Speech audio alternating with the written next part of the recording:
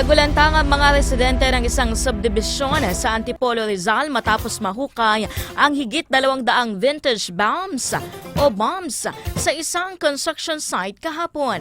Ayon sa Rizal Police, nakatanggap sila ng tawag mula sa isang residente na may nahukay na tila mga lumang bakal sa isang ginagawang bahay.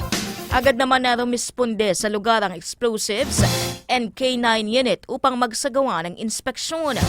Matapos ang 6 na oras sa paghukay, tumambad ang nasa 224 pieces ng Japanese Type 89 mortar at ibang sinaunang bala na pinaniniwala ang ginamit noong panahon ng World War II.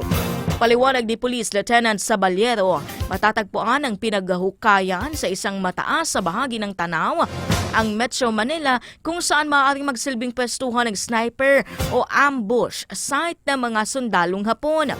Anya kahit dekada na ang lumipas, may tuturing pa rin ang panganib dahil sa posibilidad na ito'y sumabog, kaya nakatakda ng i-dispose sa mga nahukay na vintage bombs.